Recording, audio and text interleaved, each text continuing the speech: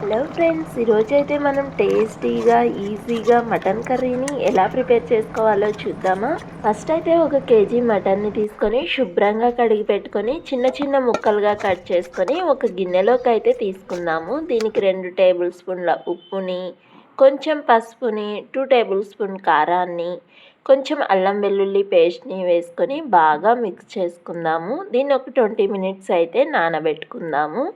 ఆ తర్వాత స్టవ్ వెలిగించుకొని ఒక కుక్కర్ పెట్టుకొని దానిలోకి 2 టేబుల్ స్పూన్ల ఆయిల్ని, కొంచెం షాజీరాన్ కానీ జీలకర్రని కానీ ఇంకా బిర్యానీ ఆకు, చెక్క, మొగ్గ, యాలుక్కాయ ఒక 2 మినిట్స్ అయితే ఫ్రై చేసుకొని 2 మీడియం సైజు ఉల్లిపాయ ముక్కల్ని, అలాగే 3 కట్ చేసుకున్న పచ్చిమిర్చిని ఒక 3 మినిట్స్ అయితే ఫ్రై చేసుకుందాము. ఆ తర్వాత మనము నానబెట్టుకున్న మటన్ని యాడ్ చేసుకొని మరో 5 మినిట్స్ అయితే మంటను లో టు మీడియం ఫ్లేమ్లో పెట్టుకొని ఉడికించుకుందాము. ఆ తర్వాత ఒక మీడియం సైజు టమోటాను వేసుకొని యాడ్ చేసుకొని ఒక 2 మినిట్స్ అయితే ఉడికించుకుందాము. ఆ తర్వాత మనం కట్ చేసుకున్న కొత్తిమీరను కూడా యాడ్ చేసుకొని మరో 3 మినిట్స్ అయితే ఉడికించుకొని టీ గ్లాస్ తోటి 4 టీ గ్లాసుల వాటర్ అయితే యాడ్ చేసుకొని కుక్కర్ మూత పెట్టుకొని 4 విజిల్స్ వచ్చేంత వరకు అయితే ఉడికించుకుందాము.